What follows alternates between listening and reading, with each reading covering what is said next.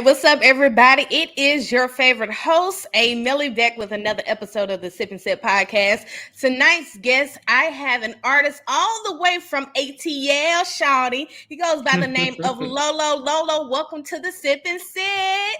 Thank you for having me here. Of course, I had to get a artist from ATL because you're doing a lot of great things in music. But I know this is our first time getting acquainted. I feel like we're already family because we've Yeah, had a it's a little discussion. kindred feeling there. I can Yes, feel it. it is all the good vibes. I brought my Virgo vibes because I know that you are a Taurus. And I we're gonna am. yes, and I know all about the Tauruses because I am ready to tell my story.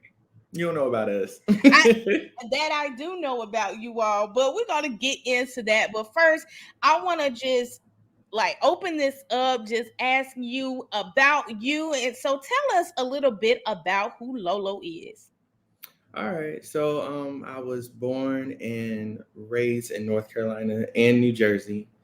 I did not start in the church like most singers do. I kind of Hmm. grew up just learning from the different sounds that I was around. I went to school to be a chef at first because it was something that was practical. I figured Mm, somebody in the world is always going to be hungry, so I'm always going to have a job. And music kind of fell to the wayside for a little while. And then once I got older and I had a little bit more life experience behind me, mhm, mhm, that's when basically Lolo was born at that point. I mm. was able to create a identity for myself that was strictly for music. And I had a basically like a conduit into the arts. So I was able to still maintain being a creative while at the same time being practical with living my regular life. Mhm. So I think Lolo is an artist first and a creative. And that's who Lolo is. I love that. And I love how, like, you said that you are, a chef. You went to school to be a chef. Now, I was not expecting that. I was expecting to hear, I started at a young age as an artist, but I never would have thought you would have said you would have gone to school to be a chef. That is so Yeah. interesting. Yeah, so I the thing is like I studied music as a Hmm. teen. Growing up, like I said, in any black household, we always gonna be singing random Hmm. songs and doing things like that.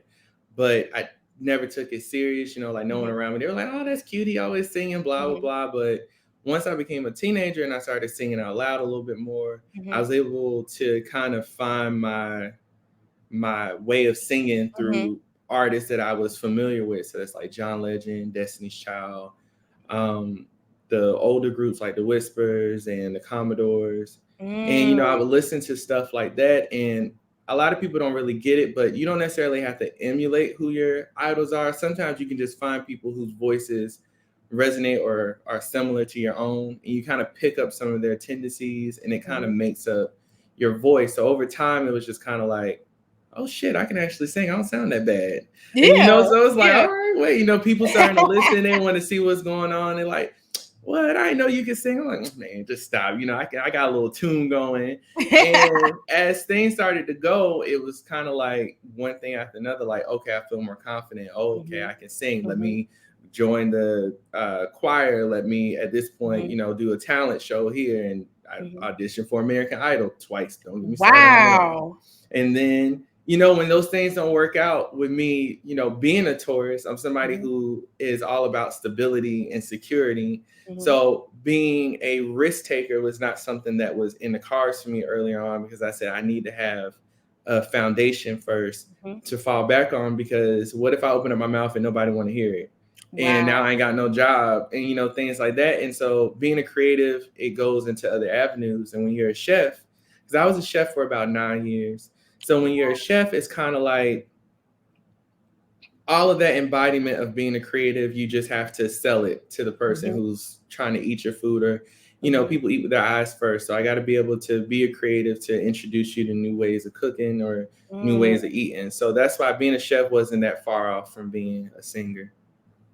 Wow, I'm just so intrigued at all of that. And it's like you are a double threat. I want to say, are you a three-piece? Can you sing? You cook? Can you dance? I know you probably can act, and then all of the creatives all into one to make who Lolo is, right? I'm gonna tell you this. I would probably say that let's start with being a singer and a chef first. um, I can definitely dance because I feel like that's something that I was gonna have to do anyways. Hmm. Um, but as far as like acting, all those other things, I mean, I can act up, but I don't know if I'm an actor. Oh, you So can act up, but yeah, you I can gotta. act up. I don't know if I'm an actor though. So yeah, it's one of those things that I just try to say I'm an artist, I'm a creative. Mm. So whatever that might embody, I'm sure I can branch off if I can. But right now I'm just a singer. So, like, when you talk about, studying music at an Mhm. early age, what made you feel inspired that, hey, you know what, I want to do this? I want to get, real knee deep in it. What was your inspiration like behind getting into music at an early age? Um, well, I was one of those people who was very shy and I Mm-hmm. was bullied a lot. So as an introvert, I kind of spent a lot of time by myself. Mm-hmm. And a lot of people don't, well, I'm not going to say a lot of people don't, but there's a lot of people who understand that when you're at home and you don't have any friends around you or any Mm-hmm. family that you're necessarily close with or whatever the case might be, when you put in those headphones, you have a friend, you have somebody that relates to it, you have a blanket, you have, Mm-hmm. a place of solitude that's not necessarily just Mm-hmm. you by yourself. So I would listen to music constantly, and the way that it made me feel, I Mm-hmm. was like, damn, do I want to be a therapist when I get Mm-hmm. older? Like, I want people to be able to feel what it is that I'm feeling when I hear Mm-hmm. this kind of stuff. And so I would write poetry a lot. And the difference between a poem and a song is genuinely the melody. Mm-hmm. And once you find that melody in there, you can kind of create a song from any poem that you read or write. So I was learning how to sing while I was in the room and I was studying people. I started to notice how athletic singing was and how complex Mm-hmm. singing was.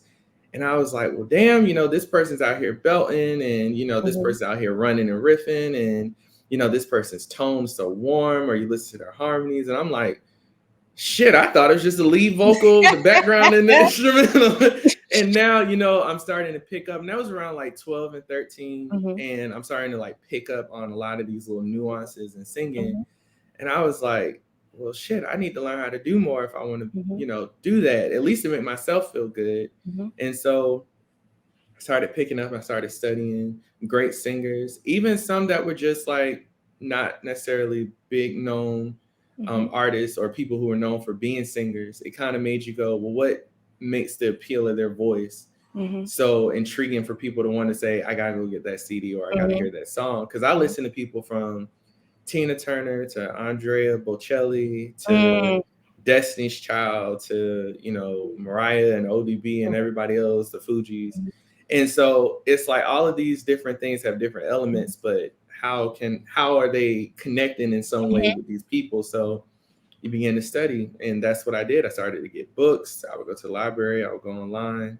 I would listen to singers and try to find examples of those things I read, mhm, and then I would try to emulate what went with my voice. Because just because you mhm, can do it doesn't always mean that it's something that sounds good mm, coming from you. And what I learned over the years was you there's a lot of people who can sing, but there's not a lot of people who know how to sing. So I ooh, learned how to sing before I started singing. mm, That way I was able to kind of preserve myself to, a point where mhm, now I can execute the songs I wanted to do when I was younger at 16. I can actually do that. Those mm, harmonies and counter mhm, melodies and all those kind of things, I can actually do it. mm, So that's where singing kind of took off for me as a teen, where mhm, I started to look at those artists who grew into their voice as mhm, opposed to someone who was just born out the gate belting. Like you look at Whitney, it can be a little intimidating when you mhm. look at her story because 9 year olds blowing out all these damn adults, and it's like, well, damn, I Right, don't sound like exactly. that. And then you look at somebody like Beyonce, who's always been able to sing, you know what I mean? Mhm, But you could tell that she grew into her voice because mhm. earlier on, she had to learn her instrument and Exactly, her yes. voice wasn't that large, but she was fast as hell when she was singing and Mhm, all those things. But now you look at her voice and you see how she's studied and it built. So I kind of had to learn that mentality early on, that because I can't do it at that time don't mean I can't learn to do it.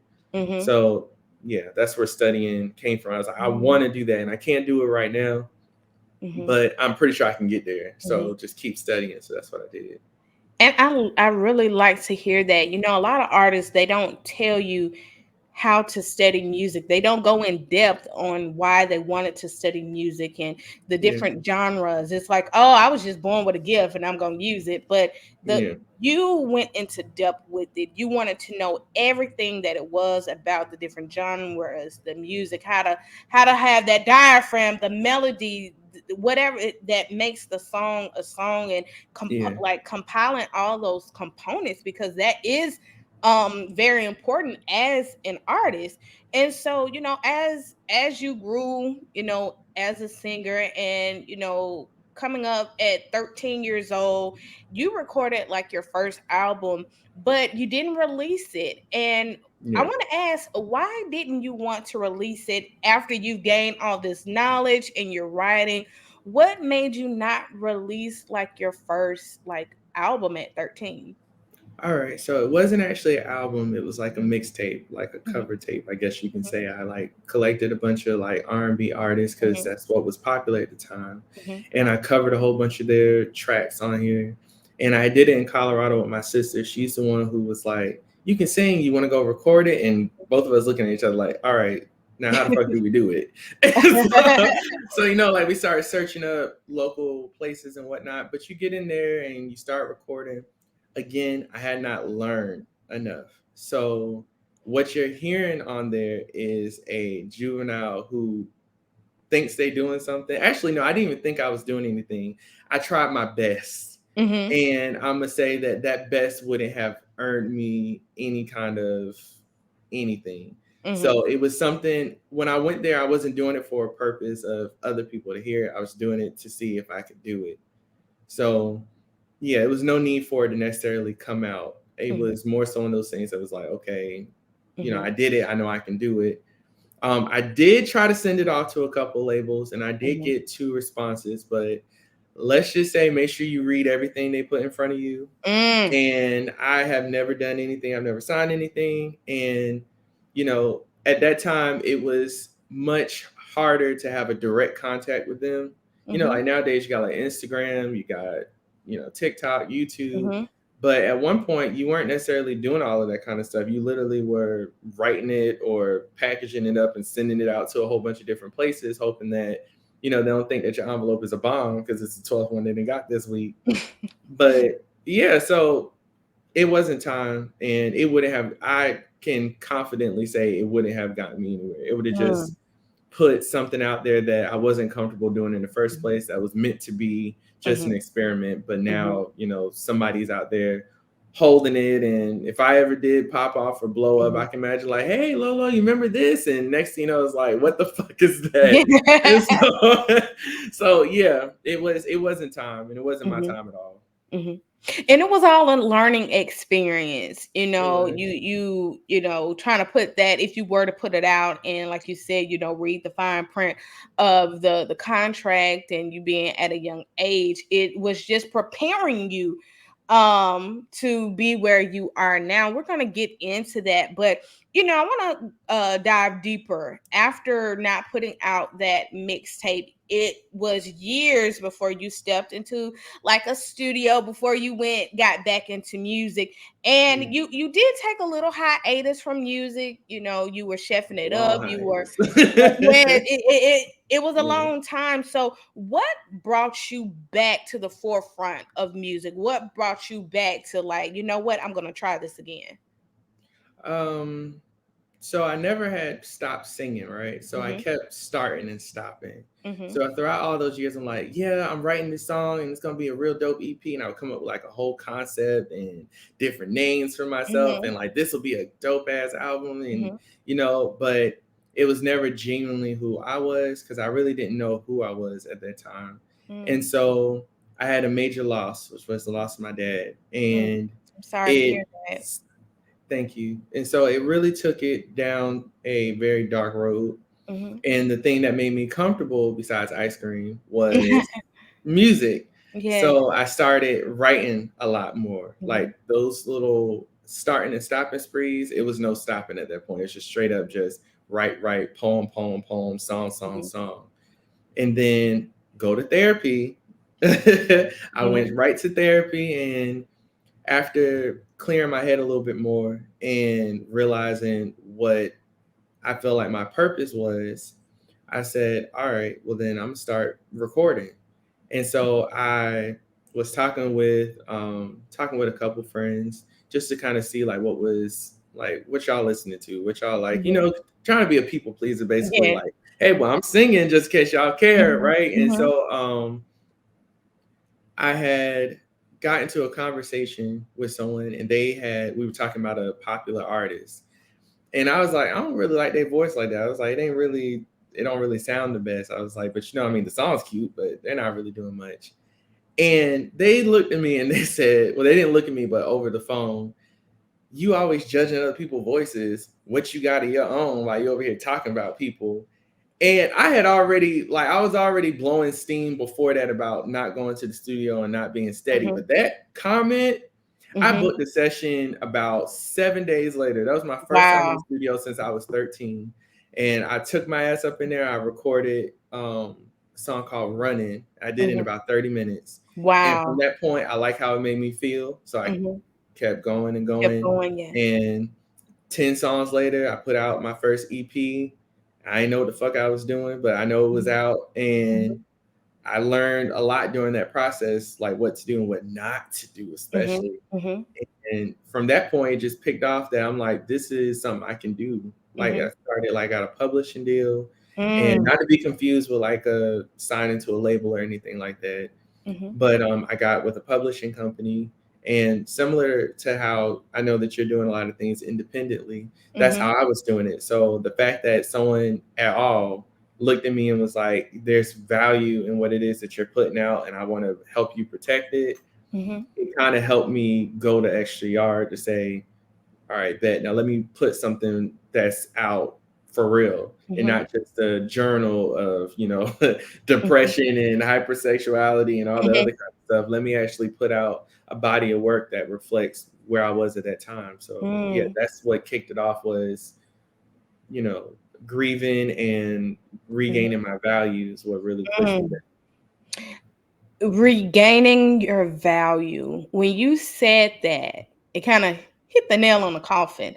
And I feel like, everything that you went through grieving and, the people, your friends doubting your talent. And it just kind of pushed you to say, you know what, I'm going to get back into this. This is my calling. This is my purpose. there. I'm going to use my gift from God, number one, as Yeah. my pulpit, and I'm going to pursue it.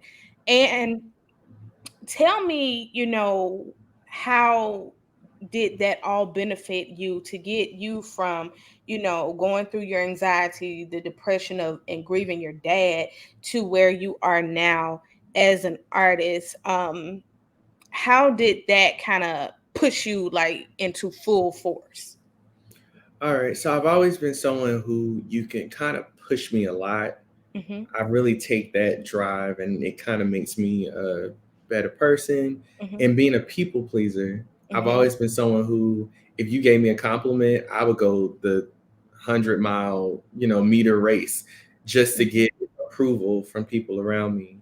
Mm. And by doing something that was strictly being driven from me. Like it's not something that anyone else can give to me. It's literally my voice. So it's something that I'm producing. It's my child that I'm putting out here. And it gave me this sense of, Lolo, you sound real good. Like that sounds really great. And I'm like, that's something that I produce. None of y'all Mm. gave this to me around me.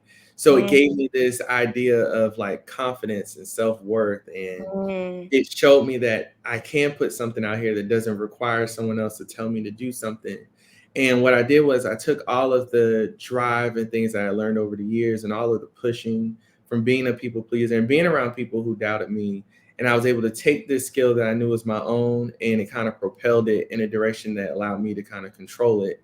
as Mhm. opposed to someone else taking my voice saying, I put you in singing lessons, or I Mhm. showed you how to read music, so I'm going to dictate where your voice goes. Mhm. It was none of that. The only thing they can Mhm. say is, I love how you sound. Where'd you learn to read that? Where'd you hear this Mhm. at? And Mhm. I was like, it was me. Like if I ever had an acceptance speech, thank God, and I think me, like it's me.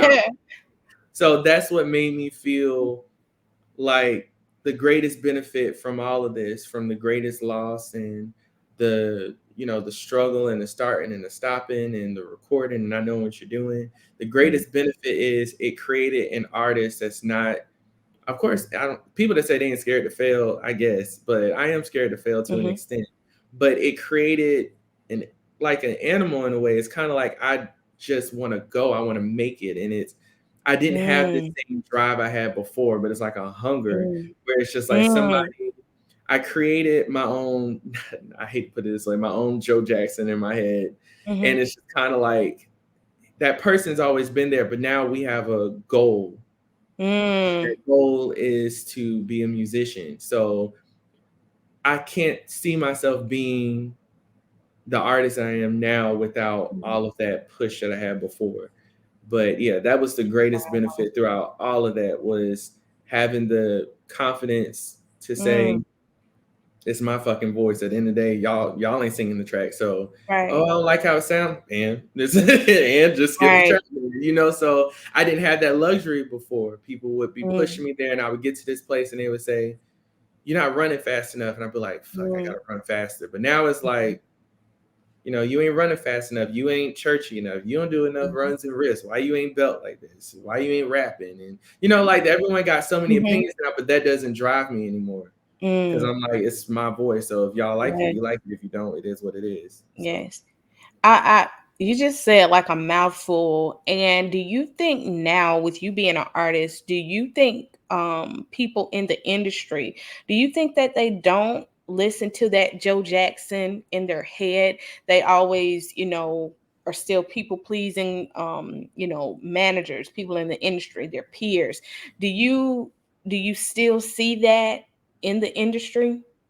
Um, if I was deeper in it, then I think my answer would be more accurate. But just from Mhm. being like someone on the outside looking in, and Mhm. even talking to other indie artists, I think they do have that voice in their head, but it doesn't drive them in the same way Mhm. it would drive someone who um has the Mhm. ability to be pushed into greatness, or the ability to be pushed Mhm. to a certain place, and it causes them to Mhm. elevate. I think a Mhm. lot of people have that kind of voice that's yelling, saying, "Do better, go, go, go," Mhm. but they don't have the stamina to go the long way with Mhm. it. And I Mhm. think even in the industry with people who are bigger, they have other problems, of course. You got Mhm. fans and you got labels, and your artistry is kind of compromised. Mhm. But I'm pretty sure that some of them that are hungry, they just can't handle the pressure of being Mhm. pushed. So when I look at somebody like, let's look at Chloe Bailey, for example, Mhm. you can see it. Like you can Mhm. see the drive, you can see the hunger, you can see the craving to be great, and you can Mhm. tell that she's someone who can be pushed and she's not going to Mhm. break. And you can see that in those kind of artists. You can see it in Mhm. Victoria Monet, for example. She's just Mhm. now finally getting her flowers, but Right. she's been Yes. grinding since like 2012, because I think I Mhm. heard her in like 2013, 2014. Mhm. Mhm. And you see these people, and when you see what it is that they're bringing out, you're like, you can tell that voice in the back that's telling them, keep going, don't stop. Mhm. This person wasn't sleeping, here you are sleeping. Okay, yeah, your throat hurts, Mhm. sing around it, Mhm. kind of thing. Mhm. And so you can see the people that are being pushed, but you can really see that nowadays it does seem like it's much easier to produce Mhm. art. Well, I'm not gonna call them an artist, producer, creative, Yeah. Mhm. and just market them, and they're okay with just being noticed. So they Mhm. don't necessarily require drive, they just require instructions. Mhm. Mhm. So I think that's where the issue is nowadays with a Mhm. lot of singers, is they get instructed instead of Mhm. pushed to be Mhm. great. Mhm. I definitely agree with that, and also mental health plays a lot into it, I Hmm. know we were talking before we started the interview about mental health. And how Yeah. do you deal with mental health as an independent artist? Like, how do you deal with your anxiety and your, bouts of depression that you've gone through? How did you deal with that? And how do you currently deal with it now, as an artist, getting that has gotten back into the game and been back in the game for a couple of years now? Like, how do you deal with your mental health now when it comes to anxiety and depression as an artist? I'm still in therapy. If I need to, then of course I can always have a therapist on hand that knows you, Hmm. and she knows me, Yes. and so if it ever becomes too much, they teach you ways to kind of refocus yourself, recenter yourself. Hmm. And so I learned that I am someone who is a perfectionist, Hmm. and I am So am someone I. who Yes. exactly. And so, I am somebody who can't do things at the bare minimum level. Hmm. So when I start to record things, like let's say tours, for example, when I recorded it, it was kind of like a normal indie artist would probably go in, let me do like a 6-track EP, and I'll do a little bit of background, I'll use who it is that I studied, and I'll make these tracks, and they won't have as much strain and stress on themselves because they stay in a comfortable, not comfortable, but they stay in a lane that is most familiar to them. So Hmm. the hardest part is affording it, but the other half is kind of like, okay, I do this. This isn't anything of a push. Whereas with me, I was so in my head that this is your one shot, and if somebody hears this, I don't want them to see like me doing the bare minimum. So I go in the studio and I record an album for 3-4 months, Mm. and all those tracks is $200 a track to master, and then you got to spend per hour to record in the studio. Hmm. So I'm like, 9K deep Hmm. in recording this album, and people around me are like, why the fuck you doing that? Like, what if only 100 people listen to it? And I'm Hmm. like, I want to listen to it and be like, damn, that sounds like I Hmm. want everything that I do to look like I have a team, look like I Hmm. have a major budget. Hmm. And sometimes that requires sacrifices. So yeah, I'm still gonna work my regular job, but I'm gonna be focused and, like I said, stability. So I'm Mm. very smart with how I, handle my funds. I'm not just gonna go out here and be like, paycheck 3,000, all right, 1,500 straight towards studio. Hell no, I'll Hmm. slow down. Hmm. Exactly. That's it. And so that's what I started to do. But that affects your mental health because you basically have a child now that you're trying to take care of because Hmm. you can lose it at any moment. Hmm. And Hmm.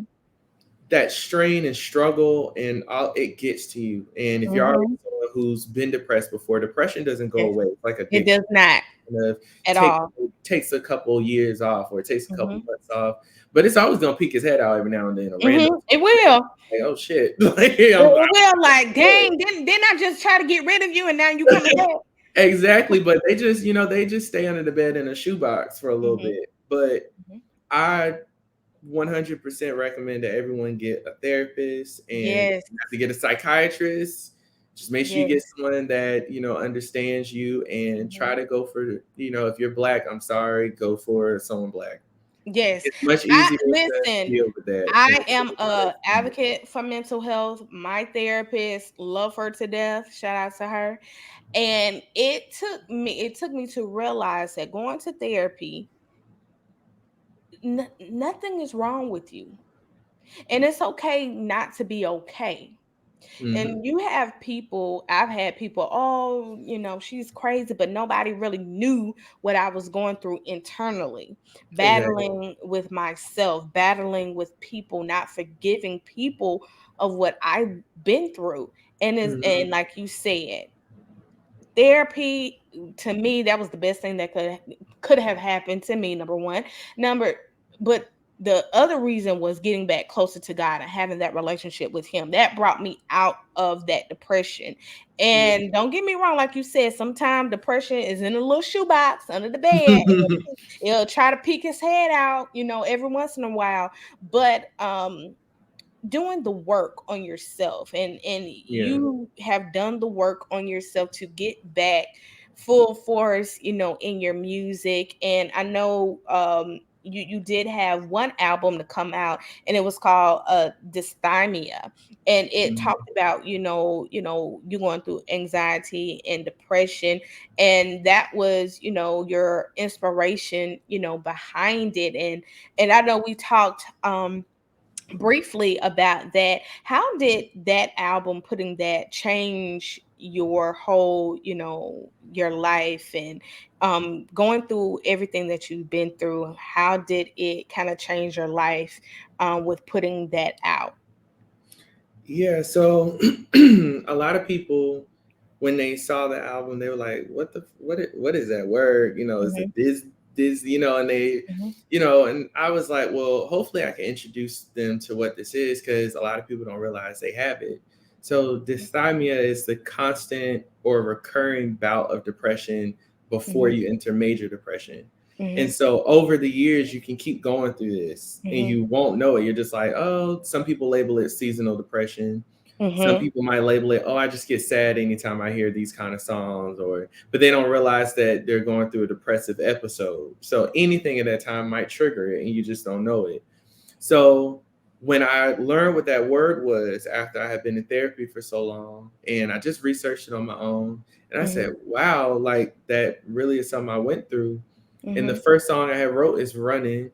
mhm, And these are like my diary words that I'm actually mhm, in a studio with this man looking at me who's like, I never heard this song before. So he don't have an expectation. mhm, And I'm over here like, wow, I'm about to say something that I normally don't say because although I am sensitive, but I also joke around a lot, have a lot of, mhm, complexities to it. mhm, But one thing was for sure was I was the strong friend, and I was always mhm, the friend who was told, "You'll get through it," but they wouldn't help me get through it. They would just more so tell me mhm, that I would get through it, or the way that I needed help, they didn't mhm. know how because they had never witnessed me in a vulnerable Mhm. state.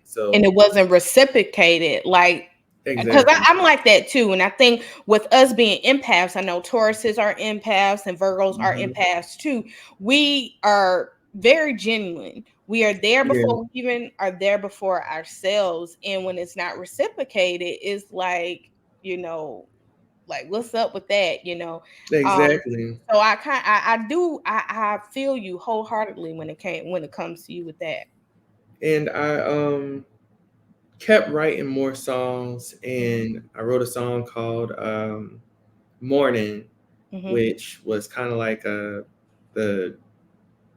me talking about the hardest thing that actually caused me to want to write the album, which is about my father. mhm, And so all of those kind of things, they kind of created this feeling in me that, okay, I said it to myself, I said it mhm, out loud. It's not inside anymore. mhm, And so it was something that I would have probably held on to myself and it would have been like, like what's going on? You look like you kind of sad today. I don't have to mhm, talk about it no more.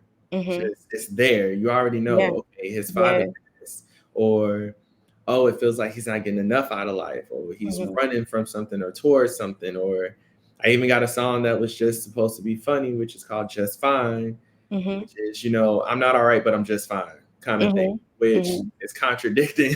But that song was there because it was humor. You got to poke fun at yourself. So that whole EP, which basically mhm, is an album, but the whole EP mhm, just created this sense of comfort, but it helped me identify my problems that I had, but in real time. So mhm, sometimes you don't necessarily have to wait for someone else to come along to try and help mhm, because I had set an expectation mhm. for my friends, and my expectation was I'm stronger than anything. I don't, Yes. of course, I want people around, but I don't crack. But I can Mhm, give you advice on life. I'm gonna take what you're giving me. Don't get me mhm, wrong. I'm not gonna be stubborn, but mhm, I was always the go-to.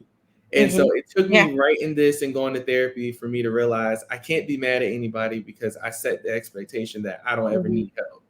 So mm, that's why no one knew how to deal with me when I needed help. mhm, So mhm, writing that EP and recording it, it taught me mhm, so much about mhm, my way of dealing with grief and dealing with mhm, these internal struggles that may not even have anything to do with the grief.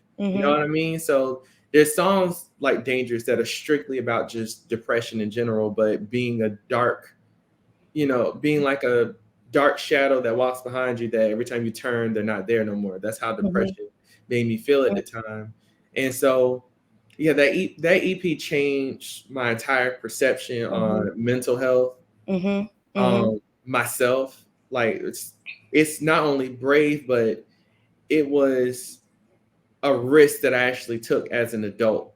And Mhm. that was a huge benefit that paid off from that. So yeah, like I said, I learned a lot from that and I benefited all the way around from that one EP. So by the Yes. time Taurus came along, Taurus is a lot more light-hearted and it's a lot Yes. dark, Mhm. and because it's already out. I Mhm. don't need to do that again. God Mhm. forbid. I hope I don't, but Yeah, I you don't need to won't. do You it won't. again. We putting that in the atmosphere. You will not. Exactly. You were not. But I love how you were so, it was your truth. And a lot Yeah. of people, when you go through mental health issues like I have and you have, when it's out there, it is your truth. Nobody can take that away from you.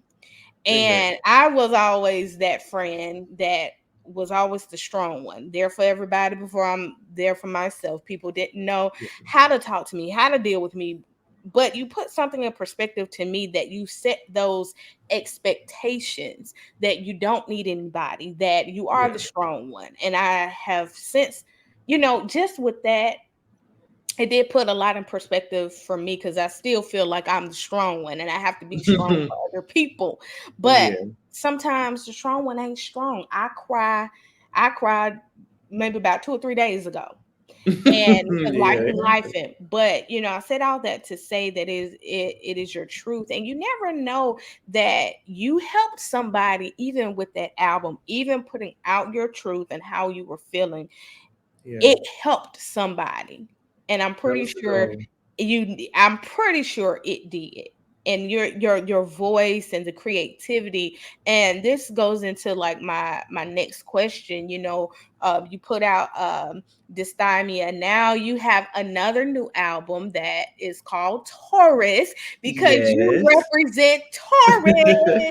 Now I gotta Exactly. ask you, it is, with Taurus is, I told you I'm ready to tell my story. But I gotta ask you, are you an April Taurus or a May Taurus? Because there's a difference between the two.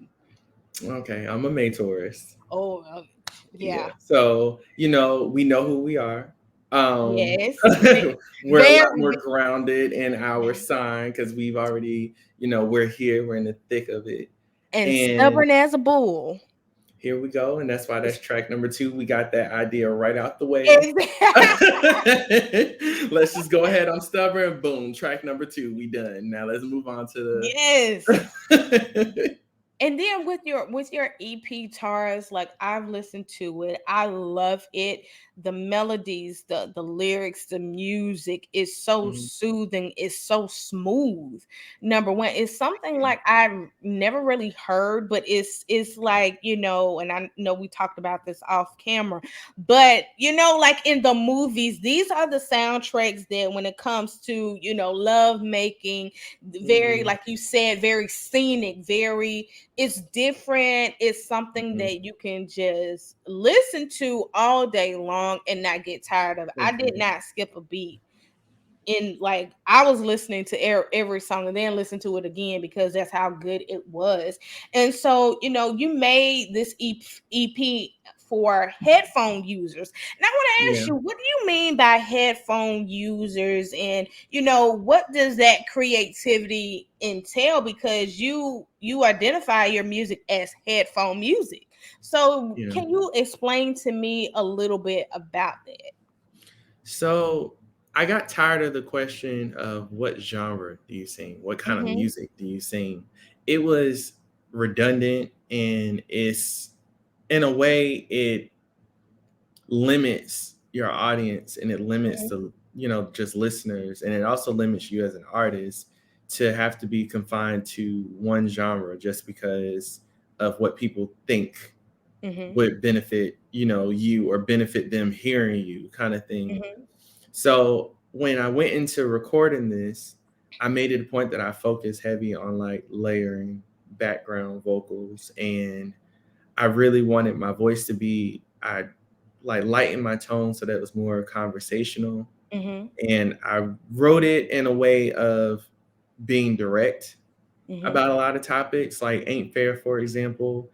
I wanted people to realize what I was feeling in that moment. I wanted you to kind of be in the room with me talking to my significant other Mhm. about this. That's what Mhm. Ain't Fair is. It's not necessarily me talking to the audience, it's Mhm. literally me talking to someone, and this is what I'm Mhm. saying. Mhm. And so I wanted that to be the recurring feeling throughout the album, besides euphoria, which is the sounds and things like I Mhm. wanted to kind of be like floaty in a way. Mhm. But I wanted it to be conversational. And Mhm. sometimes the best conversations are had, like I said earlier, when you're in your room and you Mhm. just got your headphones in. Mhm. And I made it a point that even during the production portion of things, like when we were balancing out the tracks, I wanted Mhm. it to kind of consume your ears. I Mm. wanted it to more so be like a let's sit down and let's just sit and talk. Let me tell you Mhm. my business and then let me see if we relate kind of thing. Yeah. Mhm. So, and even now, how we talking through our headphones, and it's literally like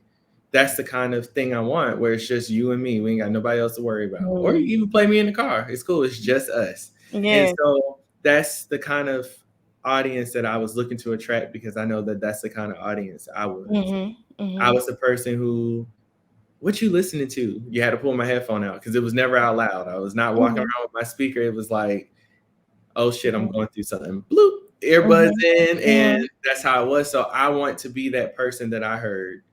I want to be that person that you're like, damn, that nigga be going through some shit. I Yeah. wanted to be that person. And so that's why my music is not strictly made for them, but it was geared towards the person who's an introvert or the person who doesn't talk about their feelings out loud a lot. Just Mm. put it in your headphones and let's just go ahead and sit in the room together. So Mm. that's why I labeled it headphone music. What kind of music? I do headphone music. I do the kind of music that you listen to when you're trying to hide it.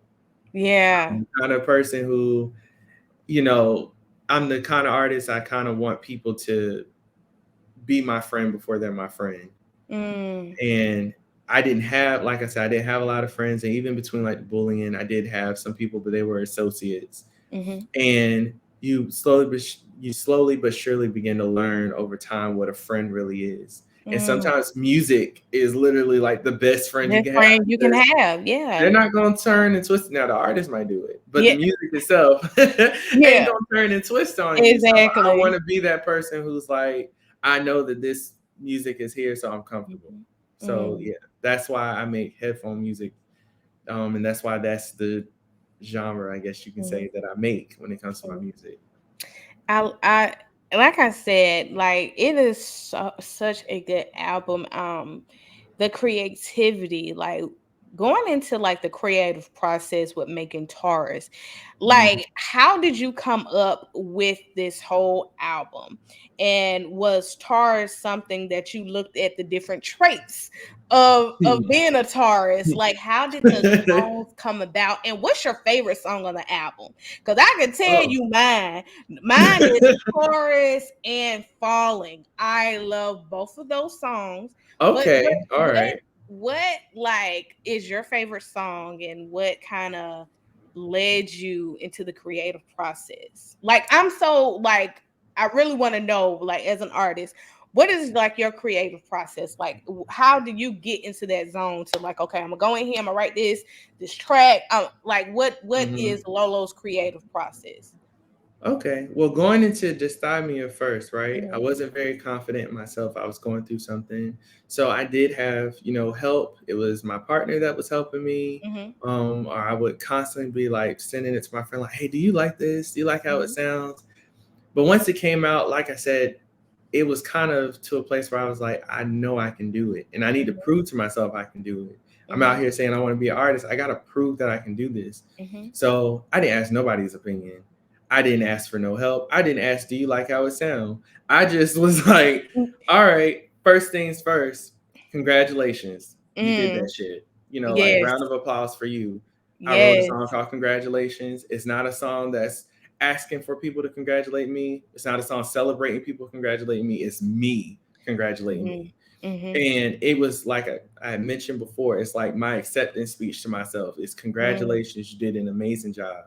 It's a new day. It's your day. Don't like it was words of affirmation. So I started writing that song first. And my process normally goes, hear a track, Mhm. and however I'm feeling in the moment might influence, Mhm. where I'm going. But a lot of times the track itself kind of has its own kind of vibe. And Mhm. I'll kind of look for something in the track that correlates with me and I can write to it. So Mhm. when I heard Taurus, for example, it reminded me of a matador or like Yes. bull racing Mhm. and things like that. And I didn't think about the track. I was just like, oh, listen to my voice, beautiful. Okay, Mhm. park it. I'll see it in a month or if it ever happens. And I put that on pause and I started writing another song, which is Falling. Mhm. And I was like, here I go again in this damn depressive ass bag. Like, Mhm. what's really happening? So then I thought about listen to my voice. I'm talking about how beautiful I am. It's all Mhm. vain. Mhm. Now I'm talking about falling. And then I congratulated myself. Mhm. What kind of qualities are these? So there's something known as the Myers Briggs, which is like Mhm. about your personality and things like that. It's a test a lot Mhm. of people take. It kind of lets you know how introverted you are, extroverted, just personality traits. So how I identify was known as the protagonist. So it's someone who, when they speak, they're very good at getting their point across and getting other people to feel something in a way, motivating kind of thing. Mhm. So I said, okay, I can make an album around that. And then I kept going. And when I went back to that damn Taurus song again. And I said, damn, I'm a Taurus. I'm a Taurus. That's right. Mhm. Then I started looking at the qualities between a Taurus and Mhm. me being an ENFJ, which is the personality. And Mhm. I was like, oh shit, we got a whole album. I was like, oh damn man, I was like, we got a whole album going here. And so I started looking for things about a Taurus that correlated me because Mhm. you're a bull, you're Yes. stubborn, Yes. you're under earth. And I was Mhm. like, we about to build the fuck out of this Yes. CD. So I started building and building and building, and I like to do things sonically because I hate those albums where you press play and it's like nice, calm, quiet, and then loud ass, and then this. I Mhm. was like, so I build it where it's kind of like a nice little wave, so you can play it all the Mhm. way through. And I wrote Taurus. I was like, track one, done. What else is it about a Taurus? Stubborn. We're gonna go ahead and Mm. get this shit out the way. Track two. So the two most common things, if you talk about the zodiac, is what's your sign? I'm a Taurus. Oh, Taurus is stubborn. They're out the Mhm. way. Now let's get to know me a little bit more. And so that's what I did. I started building songs off of that. So like Buy It and More. These are things that may not always be around, but they are a part of me. I am Mhm. materialistic in certain ways, but I'm not somebody Mhm. who's running around here saying it has to be that, it has to be this. Mhm. But there are things I like, and if they're there, I'm going to buy it. And Mhm. so, Exactly. and that's how the mindset started coming. So I always start with the track first, then I Mhm. go into the lyrics. And then typically from the lyrics, I'll probably build the chorus or the hook first. Then Mhm. I'll go into the verse. And then you slowly but surely start to change your melody a little bit. You start to vocal arrange a little differently as the song Mhm. comes together. Mhm. Then once I get to the studio, I start wasting my money because I could probably do this at home. But I start wasting my money and I start coming up with the background vocals while I'm there. And you might start to do little small stupid things in the back. You just start making Mhm. up stuff and you hear how it sounds. So you're like, wow, okay, so I like how it sounds on that. So I'm gonna do that on every syllable of that Mhm. word. So every time you hear Taurus, you hear the same little background, little riff in the back. And that's how I build a song. And then when it's finally over, Wahid, who is over the publishing company that I'm with, but he's also the Mhm. producer, who, by the way, we have the same exact birthday. Oh, he And a Taurus too? he's a Taurus, and we Uh-oh. met, and he told me we were having this conversation. He was like, yo, that song's really dope. And I was like, oh, thank you. And it's our first time meeting, right? And I was like, I'm just Mhm. really nervous. And he starts giving me notes, and I was like, that's what I was thinking. I was like, so I was thinking we could do this, like bounce the chords in the back. And he's like, yeah, and like have your voice over here. I was like, bestie. And I'm just over here talking to him, and I'm just like best friends for life, like pinky promise. And next thing you know, I was like, what the hell is your sign? And he was like, oh, I'm a Taurus. I was like, nigga, I'm a Taurus. And it's And I like was like, everything well, just when's your meshed birthday? Just well. came together. He was like, yeah, I was born, May 2nd. I was like, I was born May 2nd.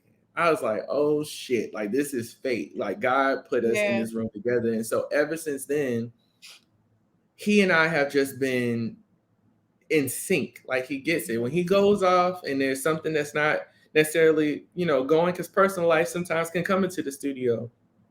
We can relate Mhm. on the level of he's seen my writing, he's seen how I am. So we have that Mhm. relationship. So Zodiac isn't 1000% accurate. It's not even Mhm. 100% accurate, but it gives you a tribe to have around you that gives you a sense of comfort in that I'm Mhm. not alone, or you Yes. can understand me in this way.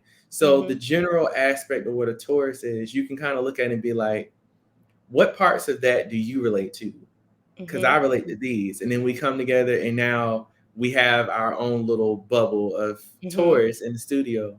So, but having that process going on between he and I, he's kind of like, fuck, here he go with his notes. You know how I get, because my notes is like 5 pages. I just typed up like, yeah, can you bounce it? Here's an example of this I found online. And it's like very intricate.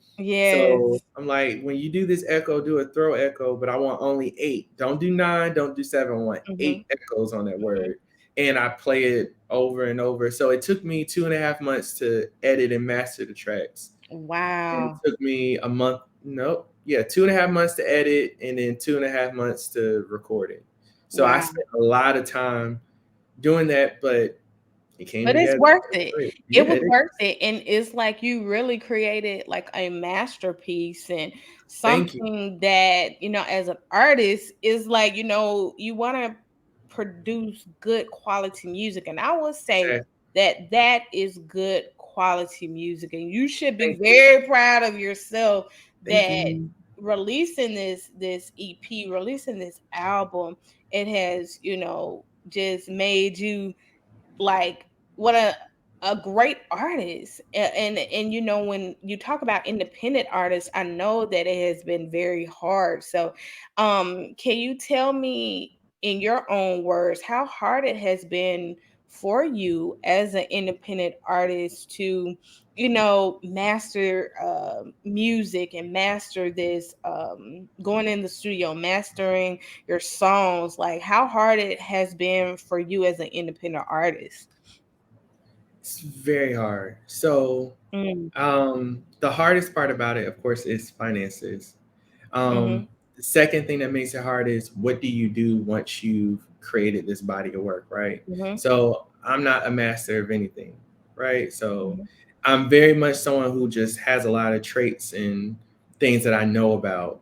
And I'm really good at retaining those things, but I haven't mastered all of them, which is honestly, I think it's fine. I think it's better for me to be diverse and have talents everywhere than mhm, just, but the hardest thing about actually mastering like the track portion of it, mhm, is going in and realizing that you don't have a set idea at mm, all. Like you might go in and you're like, okay, I know exactly how I want it to sound, mhm, and you're done recording, right? So like all the vocals are laid, y'all are finished, like you ain't in there recording no more. Y'all are just communicating through email, like this is what I want. He's sending you over tracks, you're sending it back with notes. And next thing you know, you get the final edit and you're like, I hate this shit. mhm, This song is horrible. It's mhm, missing something. It may not even be horrible, but like on a first listen, it's almost like, as a matter of fact, you're wearing her now, Beyonce. You heard Renaissance for the first time. yeah. She's on my wall behind me. Hey, So B. you're so you hear it for the first time, and depending on the kind of listener you are, if you're like a Mhm, general listener of hers, when you heard it, you were like, "Oh, what the fuck? Like, what is she doing with this? This don't mhm, sound like what I'm into."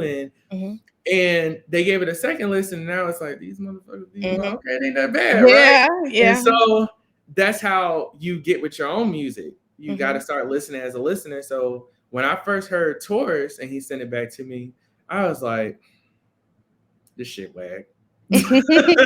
This shit whack. I was like, I don't, we got to go back. So I went back to the studio and I said, it's not whack. It's just that the perception that I had wasn't realistic Mhm, for the song itself.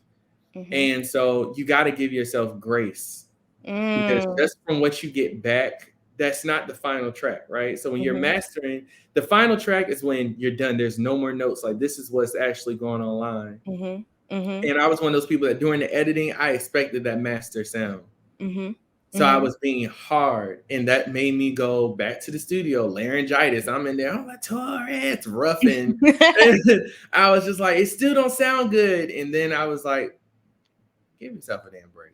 Like, come on now. The song is, that's not even a song that requires a lot of effort vocally. And I'm out here Mhm. treating this shit like I'm singing I Will Always Love You. Why am I Mhm. going so hard for this?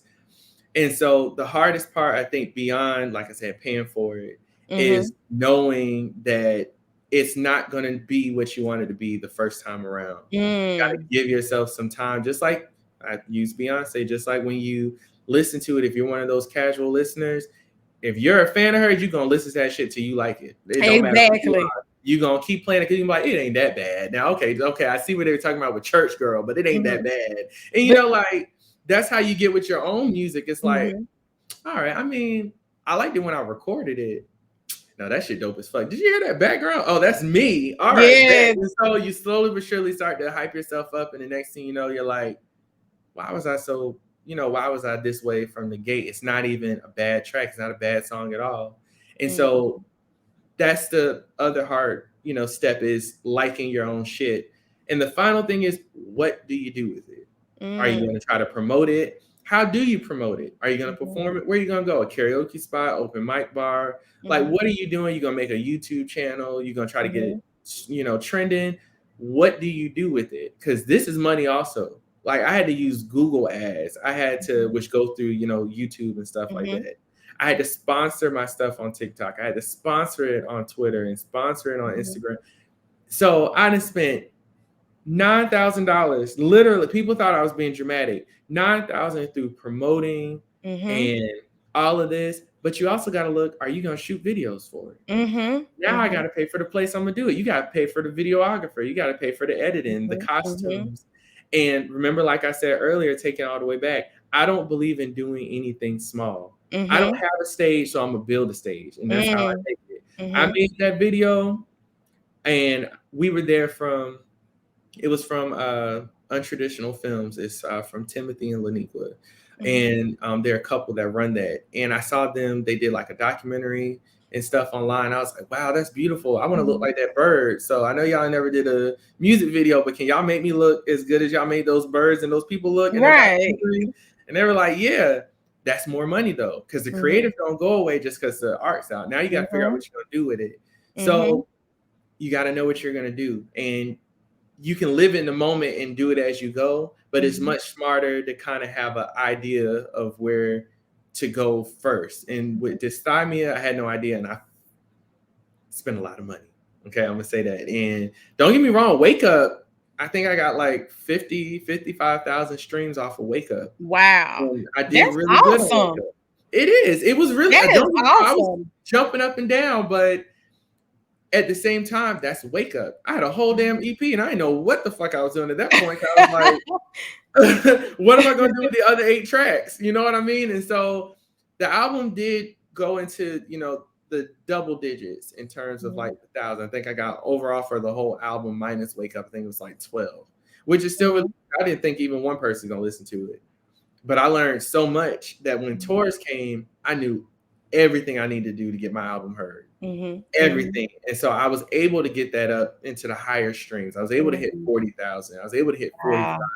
only because I understood metrics and I understood Mhm. those kind of things. So beyond the mastering process, you got to know what to do with those masters after Mhm. you have them out there. So Mhm. I know that's not necessarily a part of the mastering, but after Mhm. that, you do have to know. Mhm. And I don't think I answered this earlier. My favorite song. Yeah, like what is your favorite song on Taurus? Because I told you what mine were, but what is your favorite song on Taurus? Ooh, currently, Oh yes. it would have to be. It's a toss up between More Mhm. and nope, I lied. Shit, this is hard. Ain't Fair Yeah, is I one of love them. that one. And Yeah, I'm gonna have to say more than so. Ain't Fair and More are my two favorite songs currently because Wow. I like to sing those songs. Ain't Fair is a little bit high, but I still love to sing it. It's fun. But you do it so well. I mean, like I said, the album, the quality, the body of work, it is worth it no matter how much money you put into it, everything, to get Exactly. into this moment as an artist. Like, this is what true artistry is, being a perfectionist and wanting to Exactly. have, everything in tip top shape. And I know we're getting ready to go into a new year, and as we get ready to close this interview, I want to Hmm. ask you, like, do you have any new projects that you're working on that you can spill a little tea on the Sip and Sip podcast that you are working on as we get ready to go into 2024? And what are you looking forward to in the new year as an artist?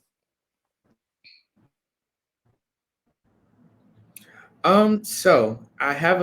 Oop, I think I cut out. Okay, I have a deluxe that I plan on putting out because right now Okay. Taurus is like a house Mhm. currently because I have Taurus the acapella version, I have Taurus the remixes Mhm. or the collaborations. Mhm. So I made it a point I wanted to kind of extend the shelf life of the album. So I do have a deluxe that has 3 extra songs, and um, I want that to come out this year. But I'm also sidetracked because I'm getting together my first show, and Wow!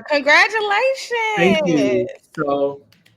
So I've been trying to have a healthy balance with Mhm. which one is going to be more important to me. Mhm. I really, really want the deluxe to come out because I have another album that comes out next year, which will be Wow. the final installment, and Mhm. that's my baby right there. That's the Oh, one I'm actually trying to put. That's I'm very excited mhm. about that. But this deluxe, I feel like will be a huge stepping stone into the live show, Mhm. because it's like everything else. It's going to be very intricate and Mhm. Yes. it's gonna be, yeah, I'm gonna try my best to put as much as I can, and hopefully when people see it, other indie artists mainly is who I'm going for, I hope that they see it and they're like, all right, I'm like, ask me everything, I don't give a damn, I will tell you everything I've done, there ain't no gatekeeping, you want to know every Yes. website I went through, you want a videographer, you want this, you can have it, it's perfectly fine. So I hope that when people watch me live and they Mhm. finally see like, okay, because I've had a few little shady comments, Mhm. trying to having to defend my integrity in terms Mhm. of like singing, because I Mhm. think so many people use so many gimmicks and effects that when you actually get someone who can sing something, they have the tendency to try to doubt what it is that you can Mhm. produce. Mhm. So I can't wait to shut a lot of people up Oh, because you will. yeah, and they will be shut all the way down and shut up. So I'm excited about that part. And so hopefully by the end of this year that deluxe will come out. But if not, it will come out next year. Mhm. And the top of the new year is a lot of work for me. A lot Mhm. of work. But it'll pay off. And I need It time to stay in will. the gym anyways, because yeah, all this holiday food is about Mhm. to, yes, definitely don't let the camera fool you. It's, I'm small, but I ain't as small as I could be. So Me too. Look, I used to be a little bit smaller, but let me trying tell life be you. lifing, Let and me we tell just you, keep that's moving. that thick. Yeah, That's that's that that thing. real shit. That's the good.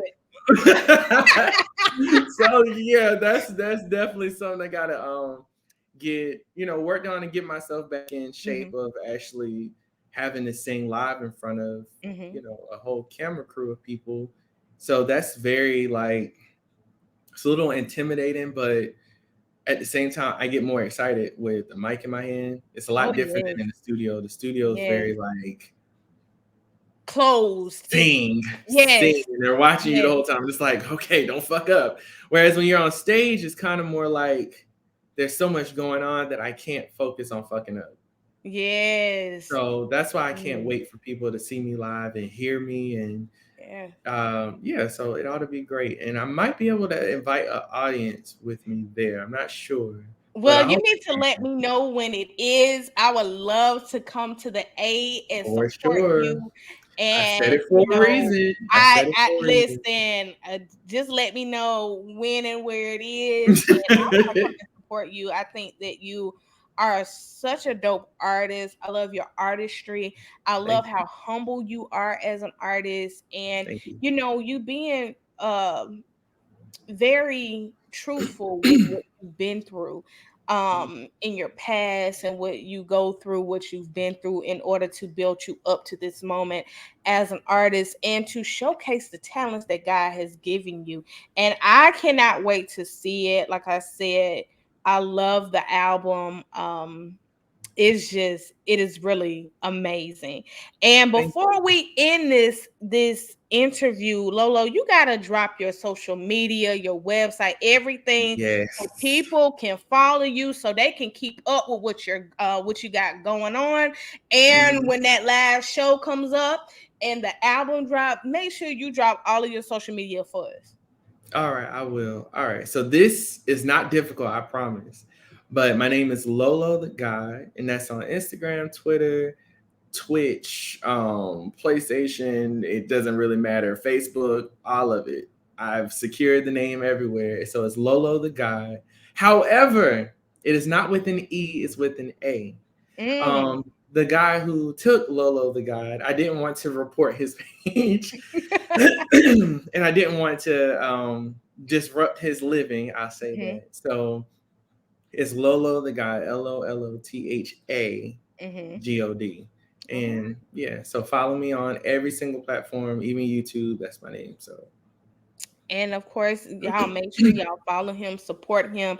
He is a dope artist. And if you are a singer yourself, you need to holler at Lolo. You need to, right y'all here, can collaborate or something. do it all. I'm gonna send you some people in the A as well, Lolo. But this has been such I'm a with it. great interview.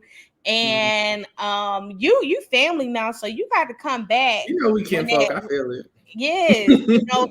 I would you know what? Taurus and Virgos, they always get along. We both Hand in empaths. hand, hand in hand. Yes. We do. We like this. We locked Yeah, in. Ain't no switching up. We locked in at all for at life. all. And you love the queen bee too, so you Let already me know. tell you. Let me tell you. If we would have got on here, I would have heard any slander. I would have had some internet issues. Oh, listen, because I feel like as the president of the Beehive, honey, I go them little comments Look, and stuff to be no, look. you will not. Wait. And So before we wrap this up, I need to know: did you go to Renaissance? I did. I was at Renaissance August 14th. And Mm-hmm. let's just say we were not in sync on the mute part. I think Friday night they won the mute challenge in Atlanta. I went to the Monday show. So we were not in sync, but can I tell you I got all my life. I think, Mm-hmm. Beyonce, as she's my Virgo sis, I think she is a great singer, a great performer. That tour Mm-hmm. alone really was the best tour. I've been to Formation, but it had nothing on Renaissance. It was Nah, amazing. I still go back and look at all of my 10,000 videos that I did I wish I that would have went. night. And you I know wish. what? I would say this. If that's, whatever concert that you go to, once in your lifetime, you got to go to a Beyonce concert, because You there is no have to. concert other No one else is beating that. nothing. And I'm a huge Nicki fan too, and I cannot wait till when she goes on tour, because that will be my first tour. I But like her music. Yeah, I can honestly. I think I am gonna go see her because we made it a point that like this year is me and my partner. We mhm, made it a point that we like went to go see. We went to go see Chloe this year. mhm, I had an artist I love. Her name is Emily King. I went to go see her. mhm. We went to go see Janet. Oh We went to go see yes, Victoria Monet. oh yes, I miss And I her. can 100% attest to Beyonce is so, even though I ain't gonna lie, Janet's concert, Mhm, life changing. I'm just gonna leave that mhm, where it is. mhm, But Beyonce and the way that it was so intricate and organized, and it mhm. felt like I was watching like a conveyor belt. It was like so Yes, organized. And then she opened up her damn mouth and started singing. Like once I heard yes. Dangerously in Love, I was already a wreck because we were in Club It, Renaissance. So it, like once she came out the floor, I mhm. was like, Jesus be with me. Don't act up. Don't Yes. act up. And so Yeah, I recommend everybody. If you are anyone that say you like music, and if you don't go to a Beyonce concert, you don't really like music. It don't Yes. matter. Or if You you don't go to the theater and go watch it, you don't like music. There's no Oh, way. cause come December, I will be there with I'm there my December another 1st. Beyonce shirt on. I will be looking like different. I will have on a different shirt. But I one thing I loved and took from the concert was you can do anything that you set your mind to. Number one, number Hmm. two, the unity. And I went by myself. I didn't wait on anybody to get their coins together. No, when I saw, I when wouldn't have I either. I wouldn't listen, have either. when Yeah. I saw the tickets go on sale for Atlanta, I hopped on. I didn't wait for nobody because if you, I mean, I wasn't missing this. I missed the On the Run tour. I went to Formation. I went to this one. I was not missing another one, and I You hope to didn't go not to miss On the another. Run? I did. That was the only one I missed. On That the was the Run only 1 or one On I the missed. Run 2? I missed both of them, but I went to Formation, and I didn't want to see Jay Z. Sorry, Jay, but I didn't want to see Jay Z. I wanted to see the mother by herself, so I went to Formation, and of course Renaissance. But I hope it won't be another 6 or 7 years before we get another tour. On the Um, Run was amazing. I'm not going to chastise you for it though. I'm gonna let you go because you I redeemed will yourself say with I didn't go Renaissance. on the run tour is because I'm a single, and at the time I ain't had no man, so I was like, I ain't going to see that. But I had a cousin, she and her husband went, so I ain't want to be no third wheel anyway, so that's why I didn't want to go. But Look. Formation, Renaissance, like it was just the It was artistry. amazing. It It was was, and amazing, and the she is unity. just like a complete artist. Like I don't think a Yes. lot of people really understand like what we're looking at. And Mhm. if you grew up with her like I did, I'm Mhm. like I was get on the bus Destiny's Child kind of Yes. fan. And Yes. granted, I was like way too little to really comprehend that. But once like Writings on the Wall hit, That that was was it. it. I That was remember it. I remember my mom gave me for Christmas DC's first album, and then Writings on the Wall, and then when Beyonce went solo, it was just up from there. I just Hmm. remember, I love good artistry. I love good music. I'm a part of the Beehive. I don't care what nobody say, All day, but every day. it Hmm. is. But one thing about that Renaissance, it made me, have that confidence and build that confidence that you can do this. You can be on this stage.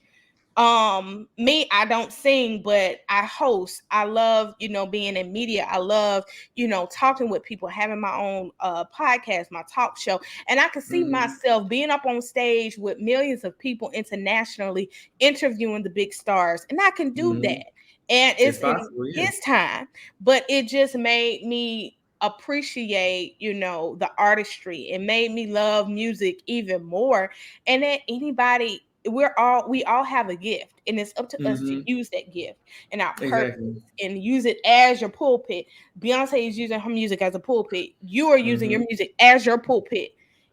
So this podcast is my pulpit. So I love Beyonce. I love the artistry and I love good music, but I love the unity because it was so Hmm. many people, different nationalities coming together to hear good music, to celebrate life, to celebrate Hmm. whatever you could be going through, anything, but going to a concert and just hearing some good music, your favorite songs, it kind of just puts you in this mood that, what, I could be anything that I want to be if I can just keep going, be consistent. Because one thing about her, she's been so Exactly. consistent over 20 something years.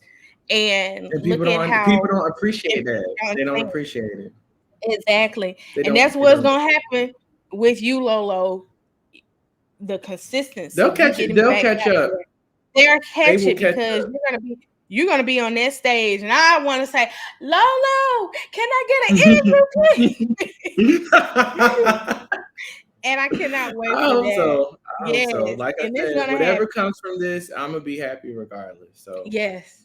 Agree. Lolo, it has been a pleasure talking with you, getting to know you on your journey. And I hope that, we continue to, have these talks. Of course, your family now, you got to come back and y'all make you sure know I'm gonna be that, back. oh, yeah, hey, you better, because I can find Look. you. Oh But look. Wait a minute. but y'all make sure you go support him on his music journey. And of course, next week, I don't know when I'll be back, but hopefully we're gonna keep this thing rolling. Um, you know, with this being domestic violence month and breast cancer awareness month, I just Yeah. want to, say my thoughts and prayers are with all of the survivors and people that are going through breast cancer now. With domestic violence month, my prayers are to all the women and men who have been in domestic violence relationships that have lost their lives, that and giving prayers and praise to the survivors. And I just wanted to touch on that, very dear and true to my heart, for this month, in the month of October. And y'all, I promise you I will be back. Make sure you like and subscribe to this. We're gonna keep this ball rolling. I don't want to say I'll be back String next week. Taurus, string Yes, Taurus, string it. yes, yeah, and I'm string moving tours for and you. all. And Taurus. all of Lolo's information will be in the description. So you ain't got no reason not to go stream Reach out. Taurus. And I'm telling you, it is such a dope album. You would not skip it, number one. And that will be something that I guarantee you will be playing his album each and every day. Thank you. Yes. So until next time, you all, I'll see you in the next episode. Peace. Bye.